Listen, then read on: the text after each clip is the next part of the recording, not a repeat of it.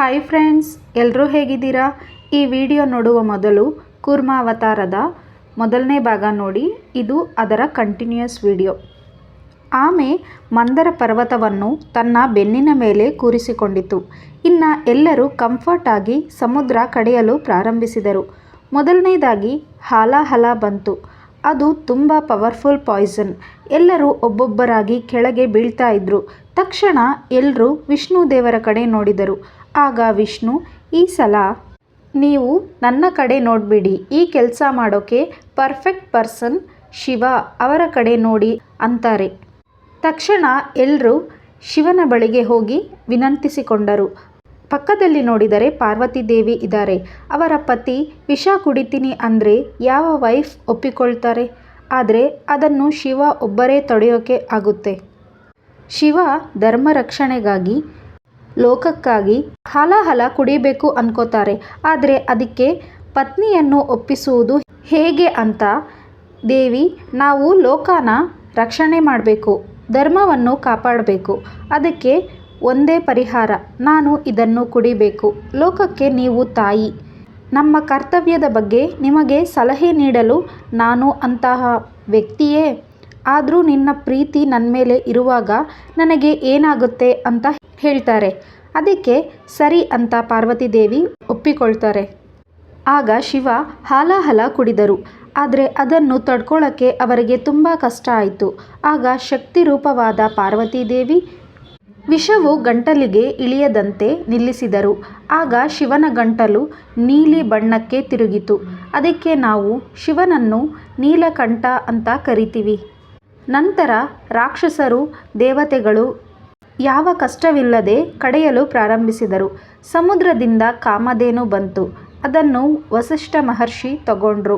ನಂತರ ಪಾರಿಜಾತ ಬಂತು.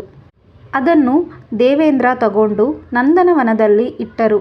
ನಂತರ ಚಂದ್ರ ಬಂದರು. ಅದನ್ನು ಶಿವ ತಲೆ ಮೇಲೆ ಇಟ್ಕೊಂಡ್ರು.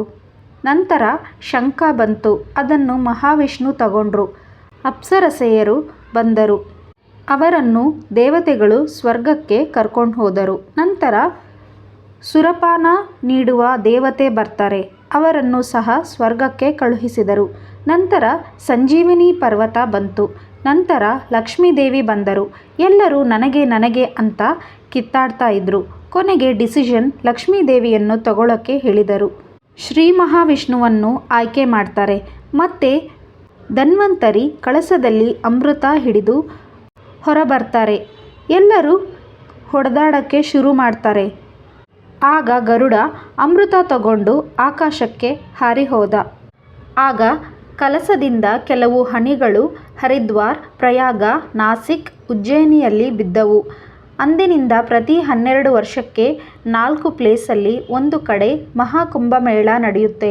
ಅಮೃತ ಆಕಾಶದಿಂದ ಅಲ್ಲಿ ಬಿದ್ದಿರೋದ್ರಿಂದ ಅದರಲ್ಲಿ ಮುಳುಗಿದರೆ ನಮ್ಮ ರೋಗಗಳು ಪಾಪ ಹೋಗುತ್ತೆ ಅಂತ ತುಂಬ ಜನರ ನಂಬಿಕೆ. ಅಮೃತಕ್ಕಾಗಿ ಎಲ್ಲರೂ ಹೊಡೆದಾಡೋಕ್ಕೆ ಶುರು ಮಾಡಿದ್ರು. ವಿಷ್ಣು ಮೋಹಿನಿ ಅವತಾರದಲ್ಲಿ ಬಂದರು. ಮೋಹಿನಿಗಿಂತ ಸೌಂದರ್ಯವತಿ ಯಾವ ಲೋಕದಲ್ಲಿ ಇಲ್ಲ. ಆಗ ಮೋಹಿನಿ ರಾಕ್ಷಸರೊಡನೆ, ನಾನು ನಿಮಗೆ ಬೇಕು ಅಂದರೆ ಸ್ವಲ್ಪ ತಾಳ್ಮೆ ಇರಲಿ. ಈ ಅಮೃತವನ್ನು ಎಲ್ಲರಿಗೂ ಸಮಾನವಾಗಿ ಹಂಚ್ತೀನಿ. ಮೊದಲು ಅರ್ಧ ಅಮೃತ ದೇವತೆಗಳಿಗೆ ಕೊಟ್ಟು ನಂತರ ಉಳಿದ ಅಮೃತ ನಾನು 2 ನಿಮ್ಮ ಸ್ವಂತ ಅಂತ ರಾಕ್ಷಸರಿಗೆ ಹೇಳಿ ಒಪ್ಪಿಸಿ ಅಮೃತವನ್ನು ದೇವತೆಗಳಿಗೆ ಸಮಾನವಾಗಿ ಹಂಚಿದರು. ಇನ್ನು ದೇವತೆಗಳು ಶಕ್ತಿವಂತರಾದರು. ಅಮೃತ ಖಾಲಿಯಾಯಿತು. ರಾಕ್ಷಸರನ್ನು ಹೊಡೆದರು. ಇದು ಕ್ಷೀರಸಾಗರ ಮಥನ. ನಿಮಗೆ ಈ ವಿಡಿಯೋ ಇಷ್ಟ ಆಗಿದ್ರೆ ವಿಡಿಯೋನ ಲೈಕ್ ಮಾಡಿ, ಶೇರ್ ಮಾಡಿ, ನಮ್ಮ ಚಾನಲ್ನ ಸಬ್ಸ್ಕ್ರೈಬ್ ಮಾಡ್ಕೊಳ್ಳಿ. Thank you for watching.